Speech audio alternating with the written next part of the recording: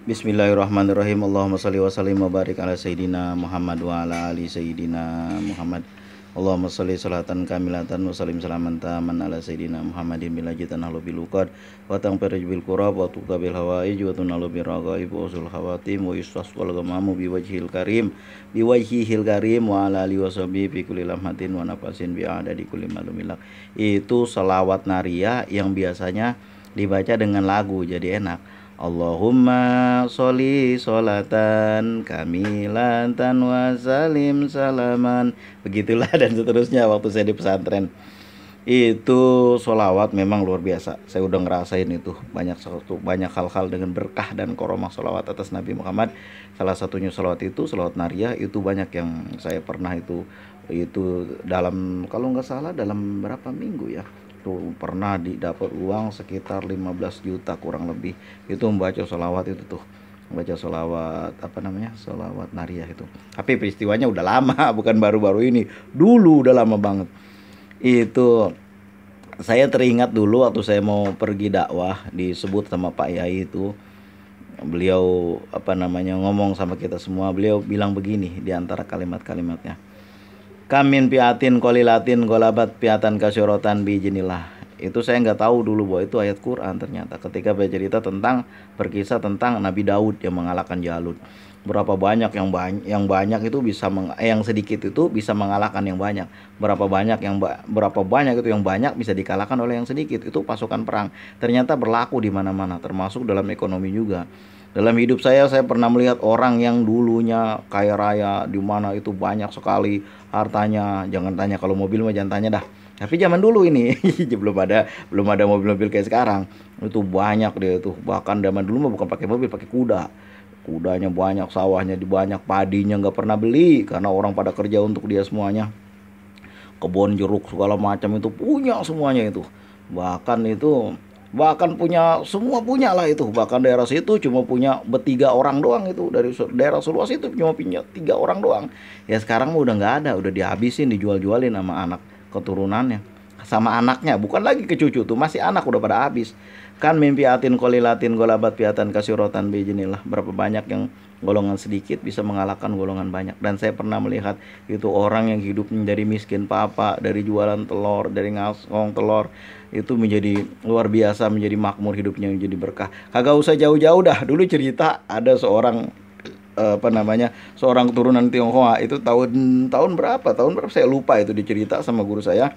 Dulu beliau itu ngasong ngasong isinya ngasong rokok, itu diasong rokoknya itu pakai celana pendek ngasong itu, dijualin kemana-mana itu. Memang karena otaknya otak bisnis ya, itu ya gimana pun juga berkah tetap ada, sama orang bukan Islam juga ada. Cuma ini kan dibayar terus semuanya, perbuatan-perbuatan baiknya dibayar langsung sama Allah di dunia ini. Itu sampai tutup usia 90 sekian tahun ya, 90 tahun lebih panjang usianya, kemudian badannya sehat dan kekayaannya jangan tanya, itu punya bank, itu di mana-mana tuh ada bank dia punya itu. Banyak anak cabang usaha dia itu. Itu tadinya dari ngasong itu. Makanya kalau yang sekarang kita masih jualan ngasong, masih jualan kecil-kecil, jangan khawatir. Kami piatin kolilatin golabat piatan kasiratan bijinillah. Tapi karena kita ini umat Rasulullah, kita banyak membaca salawat kepada beliau, insya Allah berkahnya ada, insya Allah bisa lebih berkah daripada semuanya. Yang penting kan berkah. Kalau bisa banyak, yang penting kan berkah. Biar banyak, yang penting berkah. Nah itu, mudah-mudahan jadi sedikit kalau berkah bisa menjadi banyak, dan kalau banyak tapi nggak berkah bisa jadi habis. Saya pernah melihat itu orang yang sombongnya minta ampun dengan sesuatu barang yang dia punya. Ya punya juga kagak sama korun, jauh lebih banyak korun. Tapi karena Allah nggak berkehendak, akhirnya berkahnya dicabut, jatuh. Makanya kita kan saat ini yang lagi punya, yang lagi ada, jangan lupa ingat kepada orang yang nggak punya. Ingat saya dulu itu waktu masih tinggal di kota itu, kalau ada orang yang datang ke rumah nggak pernah masalah dia itu nggak selesai. Bahkan saking saya udah kagak punya duitnya, belum datang itu gaji, itu ada satu tab waktu itu kan mahal harganya. Ada orang datang mau pinjam ke rumah, saya bilang kalau duit nggak ada, ini tab yang ada, jual aja kata saya kan. Nanti bisa pakai duitnya itu. Saya bilang kayak begitu kan, sampai kayak gitunya. Kenapa ya? Karena saya merasakan masalah orang selesai dulu insya Allah. Kalau kita ngasih senang kepada orang, idkhalus surur kepada orang, insya Allah Allah juga akan memasukkan idkhalul surur kepada kita. Tapi kalau banyak hati yang luka gara-gara mulut kita, banyak hati yang luka gara-gara perbuatan kita, itu nanti Allah akan melukai kita juga. Pokoknya kita akan dibales sebagaimana perbuatan kita terhadap orang lain sebelum kita mati. Siap-siap aja. Kalau sekarang belum dibales, siap-siap aja. Suatu saat nanti sebelum kita mati tetap dibales. Suatu saat saya dulu pernah tinggal di suatu tempat, saya akrab dengan kepala, katakanlah Pak RT-nya itu akrab. Saya dia cerita, ini Pak dulu orang nih untuk masih hidupnya luar biasa Pak jahatnya. Siapa aja tuh diganggu sama dia, kalau ada barang diambilin sama dia. Orang juga tahu dia, tapi gimana katanya, karena dia merasa orang situ sendiri. Akhirnya namanya orang jahat itu selalu banyak yang nyumpain, kan begitu. Kalau udah kebanyakan yang nyumpain, 40 orang lebih nyumpain, itu kejadian itu. Dan benar umurnya nggak panjang. Allahumma sholli wa sallim wa barik ala sayyidina Muhammad wa ala ali sayyidina Muhammad. Barangkali kalau umur yang gak panjang, siksaan gak banyak lah di dunianya. Di dunia nih, di akhirat belum tentu.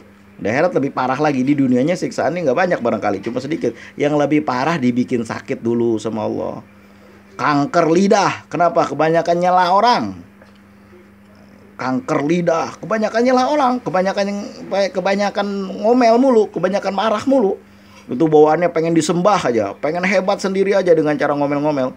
Padahal mah makin hina itu. Orang yang kebanyakan ngomel itu jiwanya goncang, hina jiwanya itu.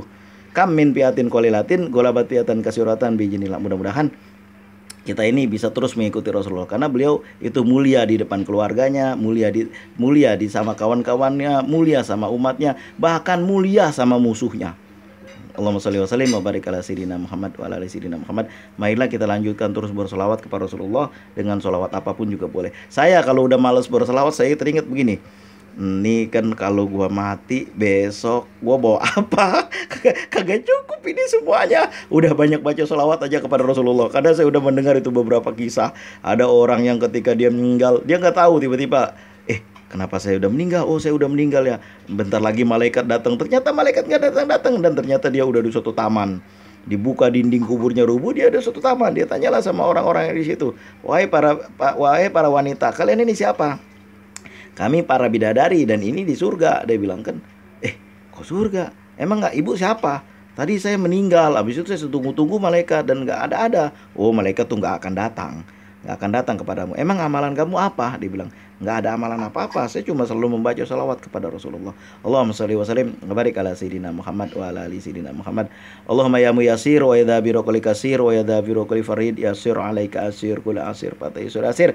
Hazatuna ilaika ya Allah kasir, hazatuna ya Allah ilaika kasir, hazatuna ya Allah ilaika kasir wa anta alimun biha wa basir. Usikum wa nafsi bitaqwallah. Assalamualaikum warahmatullahi wabarakatuh.